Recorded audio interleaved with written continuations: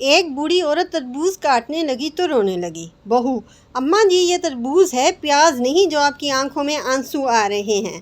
بوڑھی عورت بولی: تربوز پر ہاتھ پھیرتے ہوئے حاجی صاحب کی ٹنڈ یاد آ گئی۔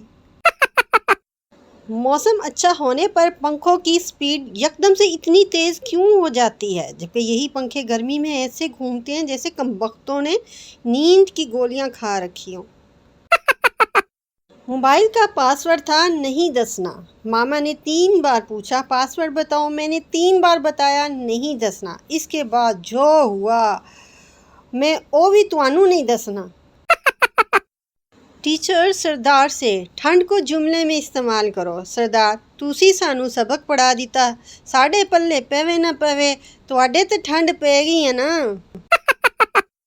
شوہر: اگر آپریشن سے مجھے کچھ ہو جائے تو تم اسی ڈاکٹر سے شادی کر لینا۔ بیوی: ایسا کیوں بول رہے ہو؟ شوہر: تو کیا میں ڈاکٹر کو معاف کر دوں؟ پاکستانی بیوی سمجھدار ہوتی ہے، وہ سب کے سامنے اپنے میاں کو ابے گدھے نہیں کہتی، اس لیے اسے شارٹ فارم میں کہتی ہے: اے جی سنتے ہو؟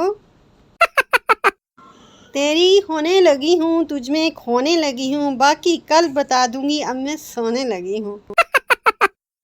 پہلا دوست دوسرے دوست سے: اداسی کی کیا وجہ ہے؟ دوسرا دوست: بیوی سے جھگڑا ہو گیا تھا اور اس نے کہا تھا کہ وہ 10 دن تک بات نہیں کرے گی۔ پہلا دوست: یار تجھے تو خوش ہونا چاہیے۔ دوسرا دوست: یار آج آخری دن ہے۔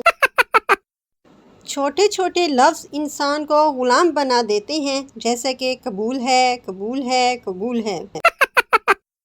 بیوی شرابی شوہر کو ٹھیک کرنے کے لیے کالا لباس پہن کر کھڑی ہو گئی۔ شوہر: تم کون ہو؟ بیوی: میں چڑیل ہوں۔ شوہر: ہاتھ ملا، میں تیری بہن کا شوہر ہوں۔ کبھی کبھی گانوں کی سمجھ بھی نہیں آتی ہے، جیسے کہ تھوڑا سا پہلے ہوا ہے، تھوڑا ہے باقی، بندہ پوچھے پیار ہے یا مکان کی قسطیں۔